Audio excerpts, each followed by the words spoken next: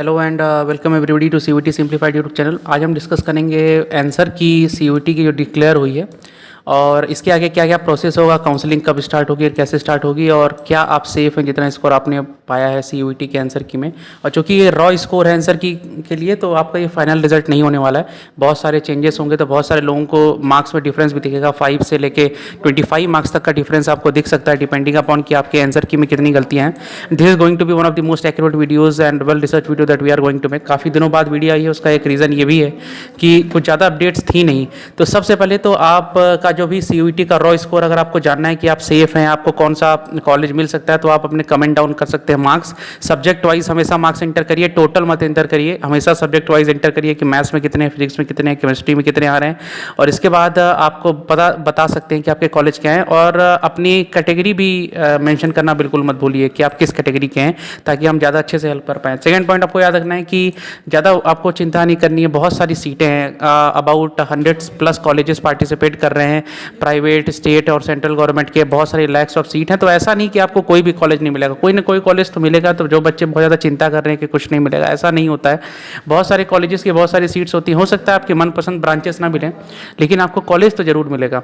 Second जो आपको बात याद रखनी है कि काउंसलिंग केवल और केवल स्टार्ट होगी तभी जब आपका सीयूटी का रिजल्ट डिक्लेयर हो जाएगा। बहुत सारे बच्चे कमेंट सेक्शन में कह रहे हैं कि इस कॉलेज की काउंसलिंग स्टार्ट हो गई है, सीयूएच की काउंसलिंग स्टार्ट हो गई है, वहाँ पे वेबसाइट पे दिखा रहा है कि एडमिशन के लिए रजिस्टर करें। एक्चुअली में ऐसा कुछ भी नहीं है। वो सारे जो काउंसलिंग के लिए जो पोर्टल्स खुले हैं वो केवल जेई के स्टूडेंट्स के लिए, जो जेई के थ्रू लेना चाहते हैं, या जो लैटरल एंट्री के स्टूडेंट्स हैं जिनको केवल सेकेंड ईयर में डायरेक्ट एडमिशन चाहिए, या कोई पीजी कोर्सेज के स्टूडेंट्स हैं उनको एडमिशन चाहिए, उनके लिए खुले हुए। आप खुद एक बार सोच के देखिए कि आपका सीयूटी का रिजल्ट डिक्लेयर अभी हुआ नहीं है तो आप कैसे एक्सपेक्ट कर सकते हैं कि आपकी काउंसलिंग स्टार्ट हो गई होगी। ऐसा कभी नहीं होता और किसी भी एग्जाम में नहीं होता। आप जेई को ही देखिए, जब तक रिजल्ट नहीं आता जोसा का पोर्टल ओपन नहीं होता है।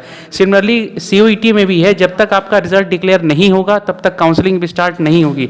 और रजिस्ट्रेशन और काउंसलिंग दोनों स्टार्ट होंगी सीयूटी के रिजल्ट के बाद। उसका एक प्रोसेस आपको आगे बता देंगे। आपका रिजल्ट का जो एक्सपेक्टेड डेट है दैट इज अराउंड 15 to 10 जुलाई। और जो काउंसलिंग जो एक्सपेक्टेशन है आफ्टर, क्योंकि इस बीच आपका रिजल्ट आएगा तो इसी बीच आपकी, इसी के बाद आपकी काउंसलिंग स्टार्ट हो जाएगी, जो कि 20 जुलाई से 30 जुलाई के बीच में है। एक बार देख लेते हैं कि काउंसलिंग कैसे होती है। सबसे पहले काउंसलिंग जो है स्टार्ट होगी जैसे ही आपका रिजल्ट डिक्लेयर हो जाएगा, उसके एक वीक के अंदर आपकी काउंसलिंग स्टार्ट हो जाएगी। और एक वीक का मतलब फॉर एग्जांपल 15 जुलाई को आपका रिजल्ट आ गया तो 20 जुलाई को सारे यूनिवर्सिटी के पोर्टल्स ओपन हो जाएंगे जल्दी से जल्दी, जहाँ पे आप जाके रजिस्ट्रेशन कर सकते हैं। और आप उन कॉलेजेस में भी रजिस्ट्रेशन कर सकते हैं जहाँ पे आपने रजिस्टर नहीं किया है सीयूटी के फॉर्म फिलिंग के दौरान।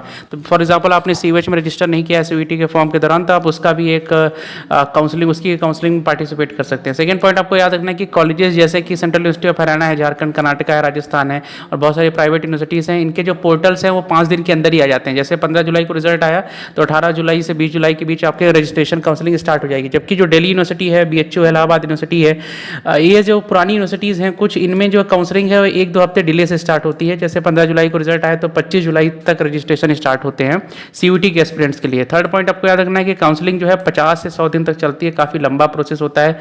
कम से कम 20 से 25 दिन तक रजिस्ट्रेशन होते हैं, फिर इसके बाद हर हफ्ते मेरिट लिस्ट आती है, कम से कम 3-4 राउंड मेरिट लिस्ट आती है। तो 50 से 100 दिन लग सकते हैं, तो काफ़ी पेशेंस रखना पड़ेगा आपको। फोर्थ पॉइंट आपको याद रखना है कि कम से कम 3 राउंड ऑफलाइन ऑनलाइन तो होते ही होते हैं हर सेंट्रल यूनिवर्सिटीज़ में, और एक कम से कम फिजिकल काउंसलिंग होती है। फिजिकल काउंसलिंग का मतलब ऑनलाइन काउंसलिंग में अगर सीटें नहीं भर पा रही हैं किसी भी कॉलेज की, किसी भी ब्रांच की, तो फिजिकल काउंसलिंग बुलाती है, जहाँ पे जो लड़का फिजिकली उस दिन, जिस दिन डेट दी रहेगी उस दिन यूनिवर्सिटी आएगा, अपना रजिस्ट्रेशन कराएगा, तो रैंक बनेगी, मेरिट लिस्ट वहीं फिजिकली उसी दिन बनेगी और उसी दिन रिजल्ट आ जाएगा कि भाई ये लोग फिजिकली आए और इनको एडमिशन दे दिया गया।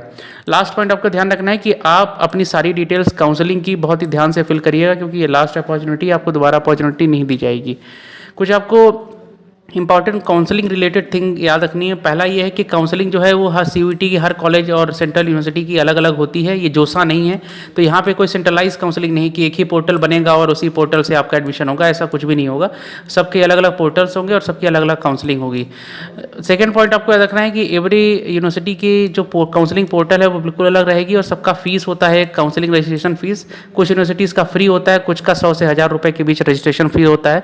तो आप हर यूनिवर्सिटी के पोर्टल में जाकर उसकी रजिस्ट्रेशन फ़ी पे करेंगे तभी उनके काउंसलिंग में पार्टिसिपेट कर सकते हैं। और जैसा कि पहले भी कई बार बता चुके हैं कि आप उन यूनिवर्सिटीज़ की काउंसलिंग में भी पार्टिसिपेट कर सकते हैं जिनका आपने CUET में फॉर्म में आपने सिलेक्ट उनको नहीं किया है, आप उनको भी फिल कर सकते हैं। थर्ड पॉइंट आपका याद रखना है कि आफ्टर रजिस्ट्रेशन आपको 3 से 5 हफ्ते तक रजिस्ट्रेशन प्रोसेस चलेगा। इसके बाद हर हफ्ते मेरिट लिस्ट आएगी, राउंड 1 से उसका स्टार्टिंग होगा। और अगर आपका राउंड 1 में नाम है तो आपको फर्स्ट सेमेस्टर की फ़ीस देनी है। फर्स्ट सेमेस्टर की फ़ीस देने के बाद आप उसमें एडमिशन ले सकते हैं। और अगर आपका राउंड 1 में नाम नहीं है तो आप राउंड 2, राउंड 3 का वेट कर सकते हैं। जिस राउंड में भी आपका नाम रहेगा आप उसमें एडमिशन ले सकते हैं। अनदर पॉइंट्स आपको याद रखना है कि आपको बहुत ज़्यादा चिंता नहीं करनी है, बहुत सारी सीट्स हैं। आप बहुत सारे स्टूडेंट्स को बहुत ज़्यादा चिंता है कि हमारा एडमिशन नहीं होगा। जैसा कि ऑलरेडी कई बार मैं बोल चुका हूँ, हर वीडियो में बोलता रहता हूँ कि लैक्स ऑफ सीट है, तो ऐसा नहीं कि आप बिना एडमिशन के निकल जाएंगे। सेकेंड पॉइंट आपको ध्यान रखना है कि बहुत ज़्यादा आपको अंधा नहीं हो जाना है कि ये कॉलेज की सीट मुझे मिल रही है तो यहाँ पे ले लें। उसका रीज़न ये है कि आपको रिव्यू उस कॉलेज के ज़रूर देख रहे हैं। जैसे बहुत सारे रिव्यूज़ हमारे चैनल पे अवेलेबल हैं, बहुत सारी सेंट्रल यूनिवर्सिटीज़ की जहाँ पे बीटेक होता है, आप उनके भी वीडियोज़ दे सकते हैं। हमने टॉप 10 प्राइवेट और टॉप 10 गवर्नमेंट यूनिवर्सिटीज़ की भी वीडियो बना रखी हैं जहाँ पे बीटेक होता है, तो आप रिव्यू देख के ही हमेशा लें। थर्ड इंपॉर्टेंट पॉइंट ये है कि आपको ध्यान रखना है कि आपको सीट एक्सेप्टेंस फ़ीस देनी पड़ेगी एडमिशन लेने के लिए, जो कि 3,000 से 50,000 रुपये तक के बीच में हो सकती है, डिपेंडिंग कि आप किस सेंट्रल यूनिवर्सिटी में ले रहे हैं। तो आप बहुत सारे कॉलेजेस एक साथ चूज़ कर सकते हैं और बहुत सारी ब्रांचेस भी चूज़ कर सकते हैं, लेकिन ये जो सीट एक्सेप्टेंस फ़ीस है ये आपको हर कॉलेज में अलग अलग देनी पड़ेगी। और अगर आप कॉलेज का एडमिशन कैंसिल करते हैं, आपको कोई एक कॉलेज पसंद आया, आप उसमें टिकना चाहते हैं और बाकी कॉलेज को आप हटाना चाहते हैं, तो आपकी फ़ीस तो वापस हो जाएगी, लेकिन उसमें 60 डेज़ का टाइम लगेगा। तो जो बच्चे फाइनेंशियली वीकर बैकग्राउंड से हैं वो ये ध्यान रखें कि हर जगह फीस मत सबमिट करें। कोई अच्छे कॉलेजेस से पहले लिस्ट डाउन कर लें, उनमें एडमिशन अगर आपको मिल रहा है तो उनमें पहले ले लें, इसके बाद बाकी कॉलेजेस को सर्च करें। हर कॉलेज में 50,000 रुपये देने की आपको ज़रूरत नहीं है। और अनदर पॉइंट जो आपको ध्यान रखना है वो है डॉक्यूमेंट रिलेटेड कि कौन कौन से डॉक्यूमेंट आपको रिक्वायर्ड होंगे। तो सबसे पहले उन डॉक्यूमेंट्स की बात करते हैं जो इमीडिएटली रिक्वायर्ड हैं, जो आपको तुरंत देने पड़ेंगे फॉर्म फिल करते वक्त ही। वह है आपका आधार कार्ड, क्लास 10th की मार्कशीट और कास्ट सर्टिफिकेट। ये तीनों तो बहुत ज़रूरी हैं। जो डॉक्यूमेंट्स आप 1 मंथ के डिले में प्रोड्यूस कर सकते हैं ड्यूरिंग द काउंसलिंग, जो कि यूनिवर्सिटी आपको टाइम देगी, वह है क्लास 12th की मार्कशीट, क्योंकि CBSE वालों की काफ़ी लेट आती है।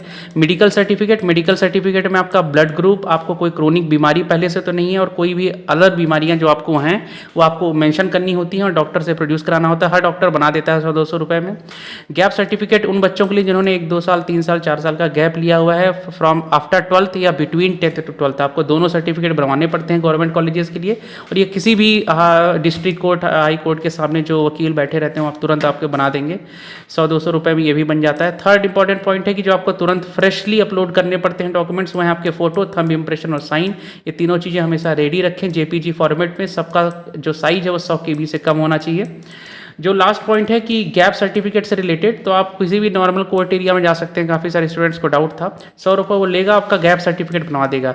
तो अगर आपका 12th के बाद गैप है उसका एक गैप सर्टिफिकेट बनेगा, और आपका अगर 12th से 10th के बीच में गैप है तो उसका दूसरा अलग गैप सर्टिफिकेट बनेगा। दोनों का अलग अलग गैप सर्टिफिकेट बनता है, और उसमें आपको सिंपली ये मेंशन कर देना है कि मैं कॉम्पिटिटिव एग्जाम्स की तैयारी कर रहा था। कोई आपसे कोई क्वेश्चन भी नहीं पूछेगा।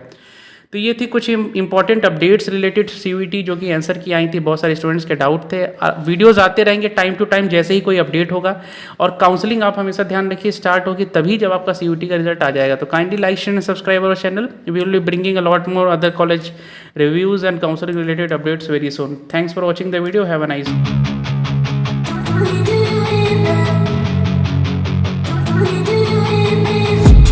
I've been dreaming on in my head like I've seen it. A life worth living is a life with meaning. I'll do what I love till my heart stops beating. I'm feeding this demon. Got a taste, can't erase bitterness in my face. Work a job every day till your dreams fade away. Like a card, never change, play the game that we say. I need a break. I'm staying strong, need to move on to be what I want. I'll keep dreaming on. I'm staying strong, need to move on to be what I want. I'll keep dreaming.